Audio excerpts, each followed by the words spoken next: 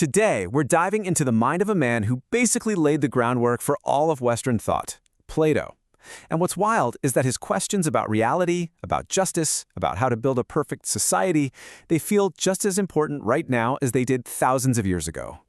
You know, this quote might sound like a huge exaggeration, but it's really not. It perfectly captures the massive shadow Plato casts over everything that came after him. So we're going to dig into the life and the ideas that made him the starting point for pretty much every big philosophical debate since. So here he is in Raphael's famous painting, The School of Athens. Plato's the guy on the left, pointing up. And you're going to want to remember that gesture, because it means everything. He was the student of the legendary Socrates and the teacher of the equally brilliant Aristotle. For 2,400 years, people have been arguing about, building on, and tearing down his ideas. And in doing so, they've shaped the world we live in today. But look, to really get Plato, to understand his philosophy, you first have to understand the one single, traumatic event that completely defined his life and sent him on his lifelong search for truth. And that event revolves around this man, Socrates.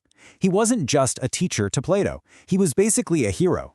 Socrates would just wander around Athens, not giving people answers, but hitting them with these incredibly sharp, uncomfortable questions that made them question everything they thought they knew. And a young Plato was right there, hanging on his every word. Now, you have to picture Plato as a young guy. He was born into the good life, an elite, powerful Athenian family.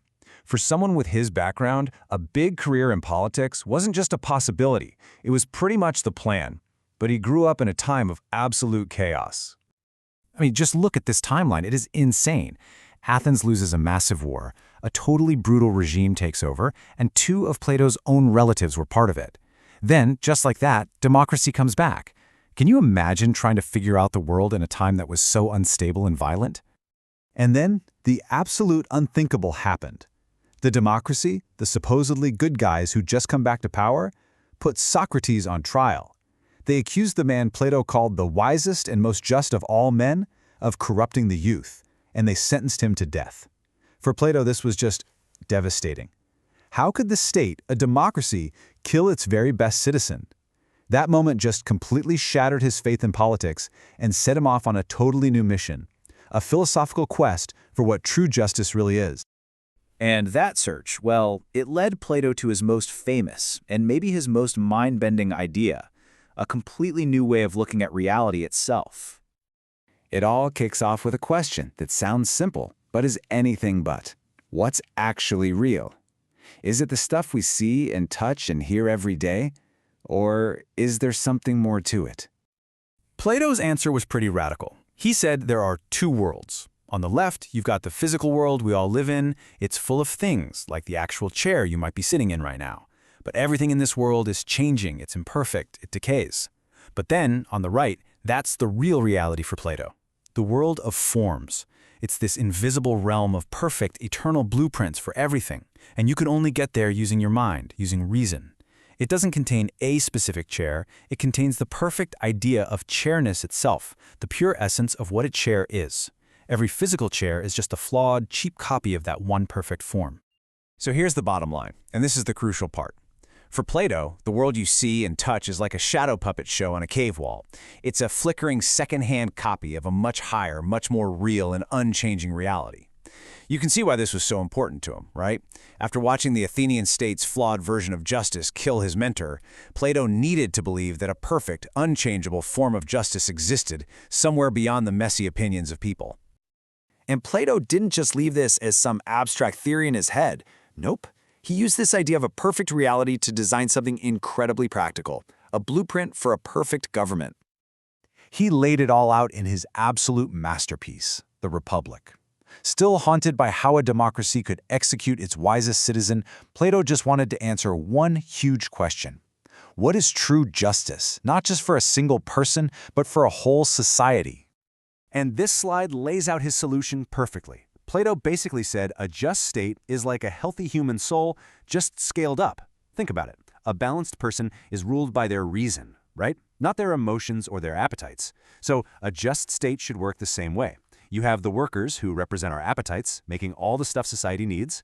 You have the warriors who represent our spirit, protecting everyone. And then, and this is the key, at the very top, you have the philosopher kings. These are the only people who can actually understand the perfect forms of justice and goodness, which, in Plato's view, makes them the only ones who are actually fit to rule.